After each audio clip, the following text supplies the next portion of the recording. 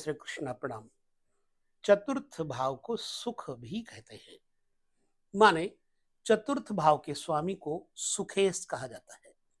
मान लीजिए आपकी जन्म कुंडली में मेष लग्न है, तो चतुर्थ भाव का स्वामी चंद्रमा हो जाएगा। और चंद्रमा ही चतुर्थेश की संज्ञा में आपके जीवन के सुख का, वैभव का, जीवन में माँ का सुख का जो विचार कराने वाला होगा वो चंद्रमा होगा। फॉर एग्जाम्पल के लिए मैंने बताया, बाकी आपको पता है कि सुखेश कोई भी हो सकता है। जो चतुर्थ भाव का स्वामी होगा वही सुखेश बन जाएगा। अब सुखेश को अष्टम भाव, छठे भाव, 12वें भाव में अच्छा नहीं बताया गया, तो आइए हम चार्ट में देखते हैं। सुखेश यदि अष्टम भाव की अंतर्गत बैठा हो तो आपके ऊपर क्या प्रभाव डालेगा। देखिए, जब सुख भाव का स्वामी अष्टम भाव में बैठता है, तो अष्टम भाव आपको पता है कि जन्म कुंडली में मृत्यु का स्थान है, शमशान का स्थान है। हालांकि अष्टम भाव भूगर्भ दबी हुई वस्तुओं का भी हमें ज्ञात करवाता है। तो अगर अष्टम भाव में चतुर्थेश होगा सुख भाव का स्वामी, तो कुंडली के चक्र में देखने पर आपको ये मालूम होगा, वो आप अपने कुंडली में देखिए। अष्टम भाव में यदि सुखेश होगा तो जातक का दुर्भाग्य निश्चित ही फैलता है और उसका स्वभाव भी क्रूर हो जाता है जब सुखेश अष्टम में चला जाए। क्योंकि मनुष्य को जितनी भी परिश्रम करने के बाद योग्यता के अनुसार जब लाभ नहीं मिलता, तो उसकी इच्छाएं अतृप्त होने के कारण उसके अंदर एक क्रोध बढ़ता है। निश्चित बात है कि वो चिड़चिड़ा हो जाएगा, दुर्भाग्यशाली हो जाएगा और अनेक रोगों का शिकार भी हो जाएगा चिड़चिड़ेपन की वजह से। और धनहीन की अवस्था भी आ जाती है, वाहन इत्यादि का सुख भी विनष्ट हो जाता है और दुष्कर्मों को करना शुरू कर देता है। ऐसी अवस्था में जातक कभी कभार तो चोरी, डाका जैसे अपराधियों के साथ भी उठक बैठक कर लेता है। जीवन भर निश्चित है कि कठिनाइयां, परेशानियां आएंगी आएंगी। समस्त संसार की संपदा भी अगर मिल जाए, अगर सुखेश अष्टम बैठा हो, तो अपनी मूर्खता से शीघ्र ही वह व्यक्ति नष्ट कर देता है। हाँ, अगर शुभ है सुखेश, तो जातक, बलवान सुखेश जातक को सामान्यतः स्वस्थ, उच्च विचारों वाला और मध्य आयु, बहुत ज्यादा आयु नहीं देता, भोगी और मध्यम परिणाम में सुख की स्थिति बनाएगा। चतुर्थेश का नवम में होना किस बात का बोध कराता है, आइए हम वहां देखते हैं। नवम भाव में अगर सुख भाव का स्वामी जाएगा तो जातक को ज्ञानी, धर्मात्मा, ईश्वर भक्तों के साथ जुड़ने वाला, भाग्यशाली और सुख के साधनों की वृद्धि करवाएगा। मातृपक्ष से सुख मिलेगा। ऐसे व्यक्ति को अपने ससुराल पक्ष से, साले सालियों से भी सुख प्राप्त होगा। क्योंकि तीसरा, अगर सप्तम से नवम घर देखा जाए जन्म कुंडली में, लग्न से नवम घर, तो पत्नी के घर से तीसरा घर पड़ता है और तीसरा घर छोटे भाई बहनों का होता है, पत्नी का। लिहाजा ऐसी अवस्था में पत्नी के छोटे भाई बहनों के साथ, यानी साले और सालियों के साथ अच्छी पटती है ऐसे लोगों की, आई थिंक। और ऐसा व्यक्ति विद्वान तो होगा ही, सत्संग में रुचि लेने वाला होगा, व्यतीत करेगा अपना समय, अपने पिता का परम भक्त होगा और अपने नियमों का, धर्मों का पालन करने वाला, तीर्थाटन का प्रेमी होगा। मन में श्रद्धा ऐसा जातक लेकर के समग्र कार्य करेगा, लिहाजा भाग्यशाली कहलाएगा। भाग्य भी इस व्यक्ति का साथ देता ही देता है, जीवन में खूब धन अर्जन करता है। क्रूर ग्रह अगर चतुर्थेश है, नवम में बैठा है, तो जातक आलोचक बन जाता है, कटुवादी बन जाता है, धर्मात्माओं की निंदा करने वाला हो जाता है। हालांकि समस्त विद्याओं को जानता है ऐसा व्यक्ति, पर अहंकारी बना देता है। पिता की तरह के आचार विचार वाला, परंतु पितृत्व को समझता हुआ उसके प्रति आंतरिक भक्ति रखने वाला भी होगा।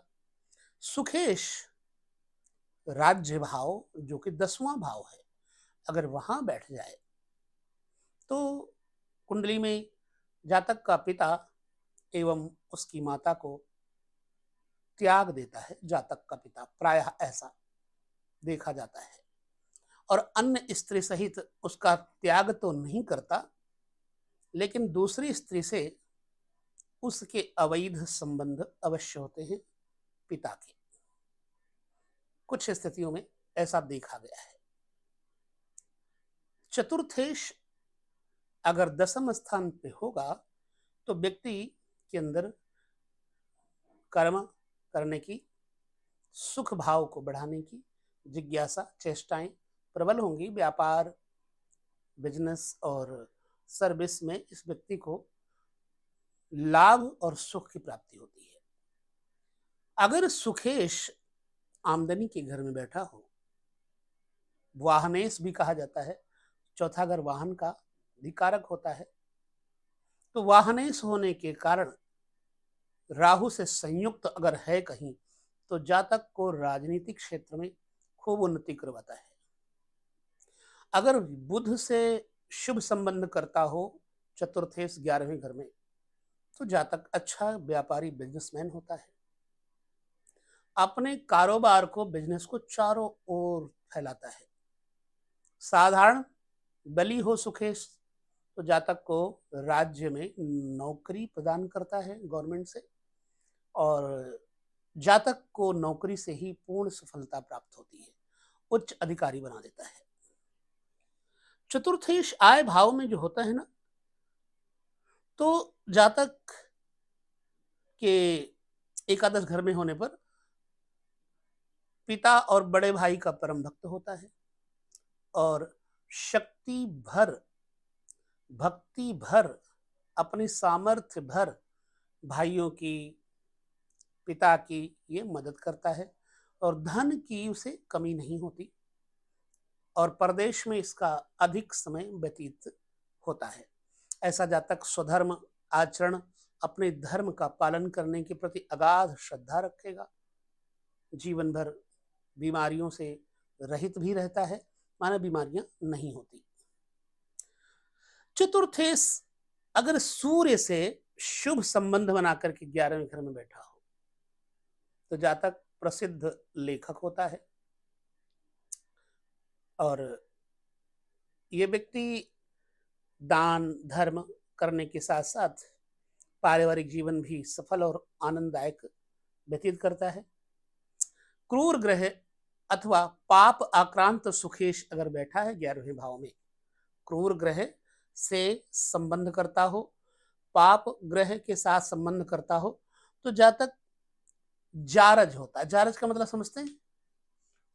मतलब गैर जार स्त्रियों से उसका संबंध होता है।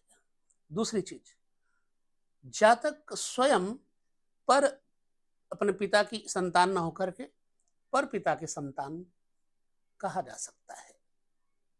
उसके पास इतनी बड़ी अच्छाइयां नहीं दिखाई पड़ेंगी जितनी की होनी चाहिए। चतुर्थेश व्ययभाव में होना मतलब जातक जीवन भर मानसिक कष्टों से, परेशानियों से घिरा रहेगा, और अपने धन को मकान इत्यादि में बनाने में लगाएगा, पैसा खर्चा करेगा, सजावट में खर्चा करेगा, कर्जी हो जाएगा। हीन भावना उसमें फूट फूट करके भर जाती है चतुर्थेश 12वें घर में हो तो। और इसका जो पैतृक सुख है, पिता प्रायः परदेश में ही रहता है, पास में नहीं रहता। माता दुर्भाग्यग्रस्त होती है, क्योंकि चतुर्थ माँ का घर भी है, और जातक के हाथों यातना भी भोगती है। माँ को यह व्यक्ति कष्ट देता है। जातक स्वयं भी मंदभाग्य वाला और आर्थिक दृष्टि से विपन्न होता है, क्योंकि घर का संचित द्रव्य, इकट्ठा हुआ पैसा अपनी मूर्खता से, चाहे मार्केट में लगा दे, चाहे जुए में लगा दे, नष्ट कर देता है। चतुर्थेश के क्रूर ग्रह और पाप ग्रह के आक्रांत होने पर बेभाव में होने से जातक छोटी आयु में ही पिता की छत्र छाया छाया से वंचित और भिखारी हो जाता है। यदि क्रूर ग्रह बलवान या शुभ दृष्ट होकर के बेभाव में बैठा हो तो जातक कई भवनों का अधिपति भी बनता है। भोग विलास के साधनों की उसे कमी नहीं होती और वो आनंद पूर्वक जीवन व्यतीत करता है।